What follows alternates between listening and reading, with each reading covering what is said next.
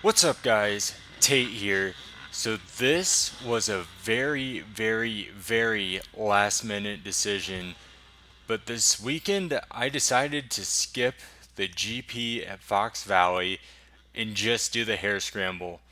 Now, I did this because I've been getting a little burnt out from the GPs and focusing on results and points, and I wanted a race where I just wanted to go to have fun. So, for this race, I came in with two goals. One, I already said, and this is the number one goal: have fun, have a good time, just focus on riding my dirt bike and enjoying myself. The second goal is also important, and that is apply some of the fundamental techniques that Eric worked on with me the past week when we went riding at Fox Valley. And then the third goal, which is one that doesn't matter at all, and this is like a secondary goal, is have a good result. Now, if I came here and had a good race, then that would be awesome. But main goals: have fun and apply some fundamentals that I've been learning. So there's 8 guys in the 201 to open C class. It's been since March since I've done a hare scramble. We're on row 4. Let's get into the race.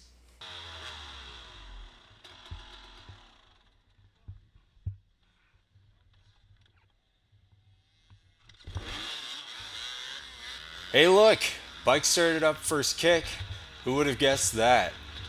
So, as I go into the woods here, there was really one thing that I wanted to focus on, especially off the start, and that was to conserve my energy. As I said, it's been a while since I've done a hare scramble, and with GPs, they are sprint races. They're 4 laps, 2 motos, and you just go all out for all 4 laps. Whereas a hare scramble, you need to conserve your energy so at the end of the race, you're not completely worn out and dead because everyone gets tired towards the end of the race. It's just who has that little extra bit of will to finish and go a little bit faster and a little bit harder. So the thing about it is with GPs, you get 2 practice laps before the race starts. So you know exactly what's coming and what some good lines are before the race even kicks off.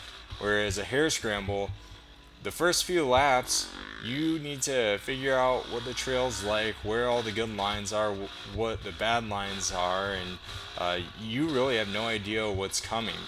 So not only that, but as I said, as time goes on, this is an endurance race, so you have to conserve some energy. Right here, we get a little hung up and I get stuck. This is a real dugout route. Then right here, guy yells my name, so thanks for the encouragement, whatever your name is.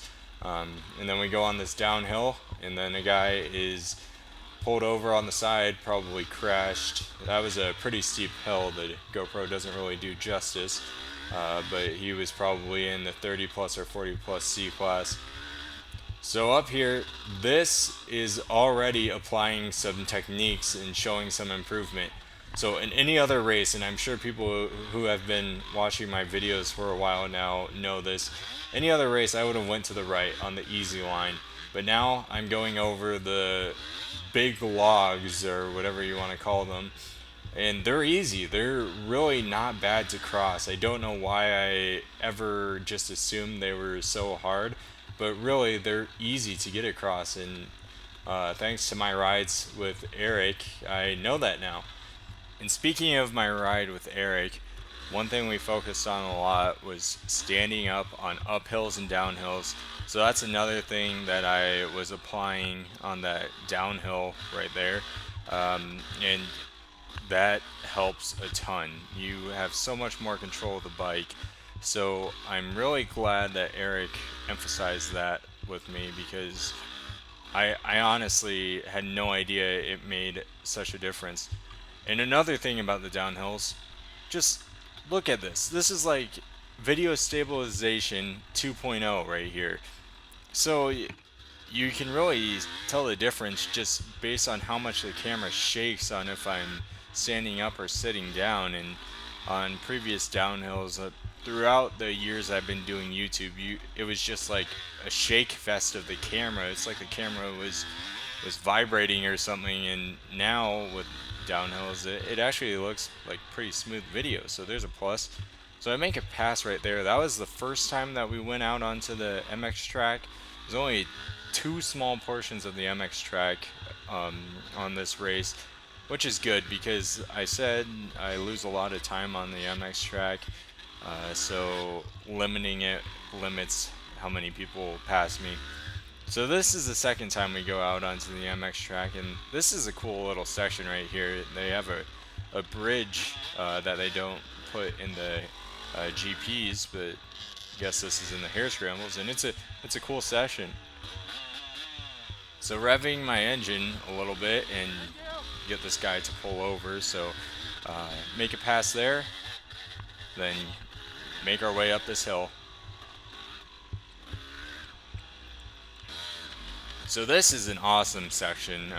This they don't put in every race. This is usually towards the end of the year where they add this.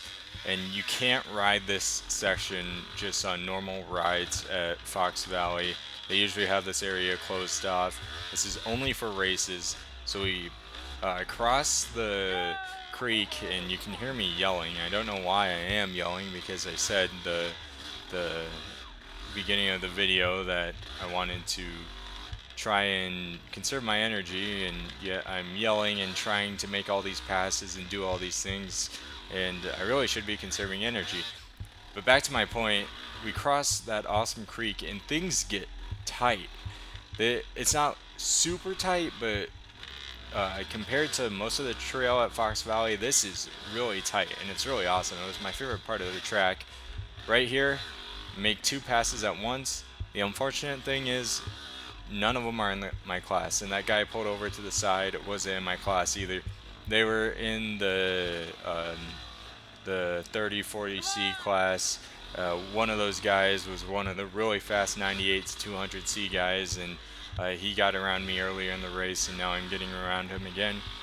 Now Fox Valley does things a little bit differently. So the first row is the 50A and 60 plus class. Second row is the 40C. Third row is the 30C. Fourth row is us. Fifth row is the 98 to 200C, and the sixth row is Vintage and Thumper. So a couple of guys were going there, and they missed the trail. They went through the ribbon, and I get two passes. And I believe that guy on the orange bike, if I'm not mistaken, was in my class. So if I'm thinking right, I'm in either 7th or 6th, one of the two. So we're coming in and we're crossing the logs once again. I can't even imagine how much time I saved going over all of those. And then take out that barrel as we go across, and that was just lap 1. Holy crap. So I have the lap times right in front of me, and lap 1 was a 12:06, putting me in 7th of 8th place. So moving on to lap 2 here, heading into the woods, and honestly, even after the first lap, but in general as a whole, this is one of the more fun races that I've ever done. And that's because this race was hard to edit, because I was with someone, or someone was chasing me, or I was chasing down someone pretty much the entire race. And usually with the Hare Scramble videos, I would be chasing someone for maybe a lap, and then be alone for 2 or 3 laps, and then be chasing someone again, and that would be considered a good race in my eyes. But this race, every single lap, there was someone I was chasing, kind of like what I'm doing right now. So it was a hard video to edit, and you can see by the length this video is, it's over 20 minutes, and usually I aim for 15-minute videos, and this is as condensed down as I could make it. So a really fun race battle-wise. again, this guy in front of me is not in my class. The open C class was a really fast class today, but this guy was in the 40 plus, I believe. So finish up lap 2, and lap 2 was an 11:25 for me. So this was my fastest lap of the day. So each lap I was about a minute and a half off pace from the leader, and we end up doing quite a few laps, so that is pretty significant. But we can find areas where I could have made up some more time throughout the videos, and we'll talk about that a little bit. There were a couple of hiccups along the way. Again, this is my first Hare Scramble in a long time, so I ended up getting worn out towards the end. But an issue I have already looking at the score sheet and what we've seen so far, the third lap or the second lap, however, we'll say it's the third lap since that's what scoring considered it to be. But the third lap should not be my fastest lap. My lap time should get faster and faster as the race goes on. It shouldn't be all over the place, and to be honest, they're all over the place. But we'll talk about that here in a little bit. So back to the actual racing here. I made the pass on that guy I was chasing down. We had about a lap and a half battle, so that was a ton of fun. And then get around another guy. Again, not in my class. I don't really have any battles with guys in my class, so I can stop saying guys aren't in the open C class. And here I made a freaking stupid mistake. Talk about time wasting right here. This is the fourth lap, so like I should have already known where the trail was going, but I wasn't paying attention. So the mental note for the future: pay attention to the freaking arrows. That should not have been a mistake, and obviously I'm very upset about it. And this guy right here to the left, that guy's name is Brent, and it is his first race. He came from a street bike racing background, and it sounds like he had a lot of success doing it. And I will tell you right now, that is not the last we'll see of Brent. So more to come on that. So finishing up the fourth lap here, and I put in an 11:36, so 11 seconds slower than my previous lap. And I pull over thinking that the guy in front of me was behind me and it was a faster guy, and I'm here to have fun and apply some fundamentals, so I'm not going to be the fastest bike on the track. So I'm pulling over quite a bit for people, and it turns out to be Brent. So Brent gets around me for the first time.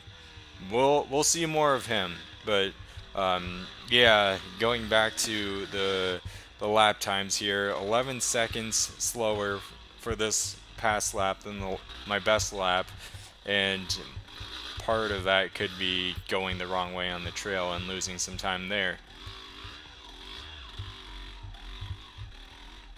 So listen to the bike here. Really lugging it. Really low RPMs. I should be using the clutch a little bit more so I keep the RPMs up a little bit. And I push it too much. These YZ250s you can really lug, but I got it at way too low RPMs there and ended up stalling it. So this next lap, even slower than the previous, I put in an 11:47, which is again 11 seconds slower than the lap before. So lap times are slowly getting slower and slower, which is not what you want. So on this uphill, I make a pass and I get past on a faster line to the left there, and I didn't even try that line. But that guy off to the side, he is in my class, so I do make a pass there, and now I am in 6th place. So not doing too bad results wise, but this is frustrating. It's almost hard to watch. So I pull over, stall my bike, get frustrated because I kick it a couple of times, and then that guy's in my class, and boom, look, this is like, what is this? Is this a goon crash compilation or what? I pull over for a faster guy, I stall my bike, and now I am crashed. So, talk about areas where I can make up more time. How about let's stay on 2 feet and not be crashing the bike? So, just frustrating. And here a guy's pulled over, a faster guy was right on my tail, so I pull over for him and get around the guy that was pulled over for me. So, a lot of make it pass, get past situations that you can see here.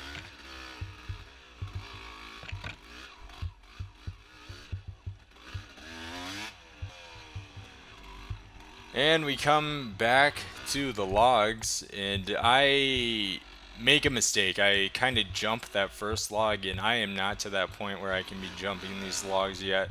So I have to regain my footing, and I get around the other log, no problem. So this lap right here is significantly slower than the previous laps. It's my worst lap so far, 12:17. Um, Part of that is that crash there. I lost probably 10 seconds at least by crashing my bike and stalling and all that crap. So there's Brent off to the side.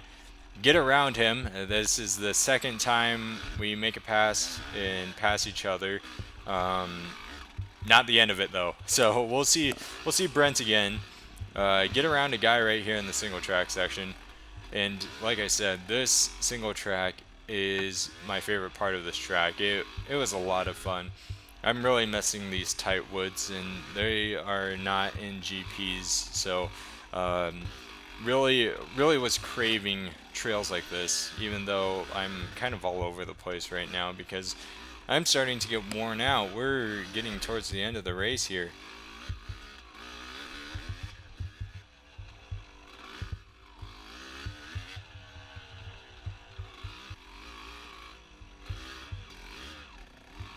And this part right here got really rutted out, and there's some rocks that made it pretty slippery, but make a pass, and again, not in my class. That was 98 to 200 C rider right there.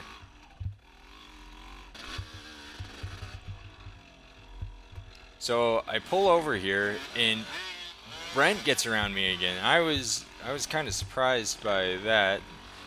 So there was the fast 98 to 200 C rider right behind him, and I pulled over because I heard the two-stroke, but I didn't realize Brent was right behind me. So coming in here, and this next lap was my worst lap of the entire race, and this is how the wear is starting to show. I put in a 12:40 lap right there, and that's not a good lap. That was one of the worst laps in the Open C class. Again, about a minute and a half off the pace of what the leaders are putting in. Actually, that last lap was 2 minutes off the pace, so doing this many laps, that adds up quite a bit. And the top three in our class, they ended up lapping me, but the other guys in the class didn't really get around me or lap me. They got around me, they beat me, but they didn't get around me.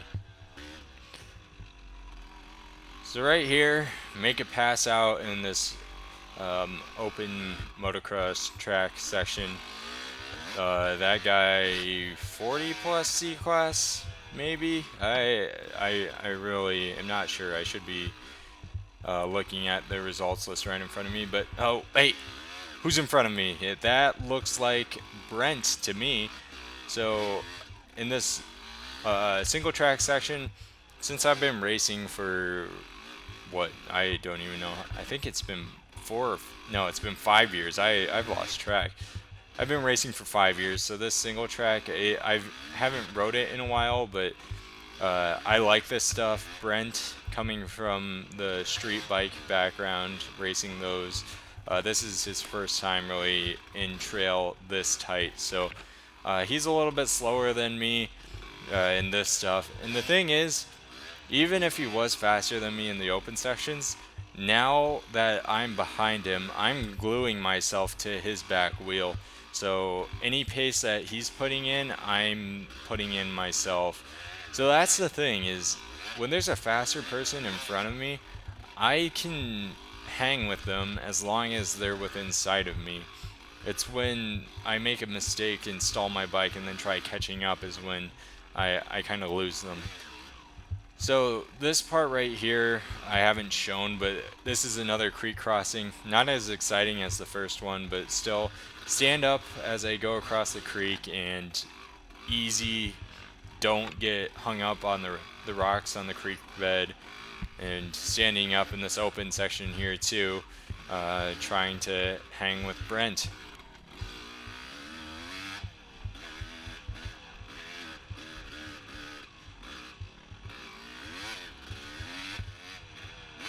So I give Brent a little rev and he pulls over for me.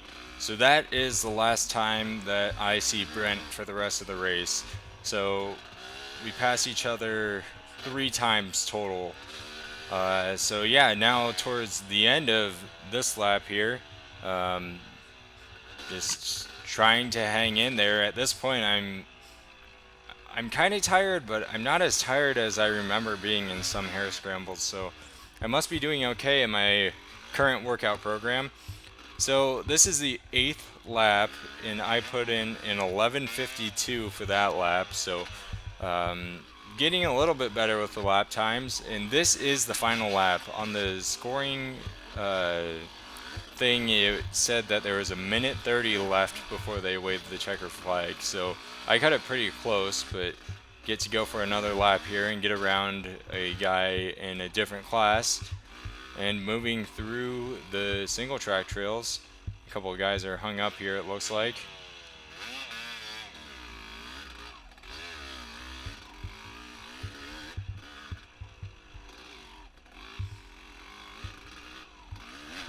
So overall, I think for the day, I exceeded expectations. I thought I was gonna just be dead in the water with most of these people, but again, like I said, I was battling with someone for most of the race, and I made quite a few passes. It may not have been in my class, but right there made a pass, and made multiple other passes throughout the video. So yeah, I walked away from this race pretty happy. This is exactly what I needed. It gave me that butterfly feeling about being excited to be at a race, and excited for the future too. And next year I'm gonna be doing Hare scrambles again. I'm gonna be doing only Hare scrambles, and today kind of showed why, or this race kind of showed why. It was so much fun. I may not have been battling with everyone in my class like I was hoping for, but it's a starting point for sure, and continuing to work on these fundamentals, it will certainly pay off in the end. So coming into the finish here, that guy finishing right now is in my class. So I put in a 12:01 for my last lap. I finished 10 seconds behind the next position, finishing 7th of 8th. So yeah, if I would have not made a couple of mistakes, then I probably would have got 6th. But again, I wasn't here to get a good result. I was here to have fun and apply some fundamentals. And as I said, that's exactly what happened. So let's take a look at a graph I made of my lap times. So we can see they're kind of all over the place.